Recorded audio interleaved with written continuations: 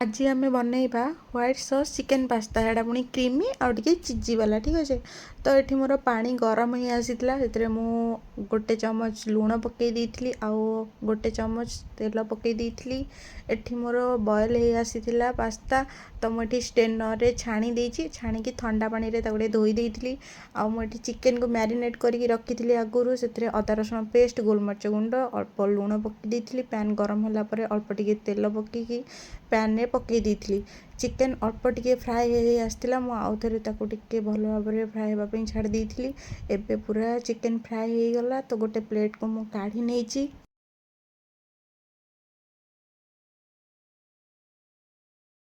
गोटे पैन रे मुझे गोटे बड़ चमच बटर नहीं आउ से मु 2 चमच मैदा ऐड करिछि।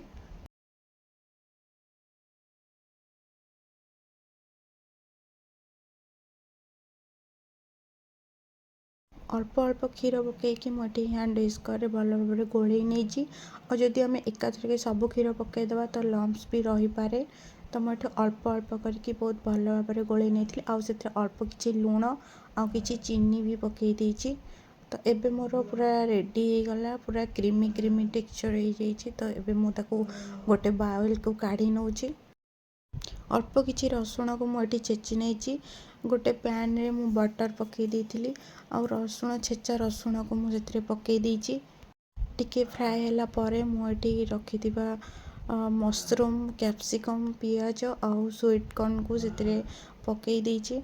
तो आपण चाहिए एकाथर के भी पकई पारे ना टिके टिके फ्राए होला परे सबको पकेबे। तो मुझे सबको एकाथर के ही पकई देइथिली। आ मोर टिके फ्राए आसिला परे से मु हाफ चमच लुण पकई देइथिली। आ मुझे गोलमरिच गुंड करके मुझे पाउडर को पकाएनी पाउच रे जोटा आसते मुझे केवे पकाएनी।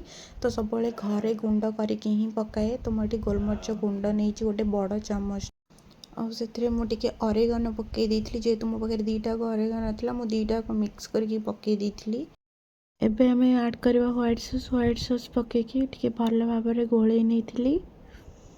एबे हमें ऐड करवा चीज रो गोटे स्लाइस मु नहीं आउ आपण मैंने चाहिए 2टा भी नहीं पारे। तो मुझे गोटे ही नहीं आउ लास्ट रे मु किछि अमूल फ्रेश क्रीम पकई देइछि आउ एठी चिली फ्लेक्स पकई देइथिली।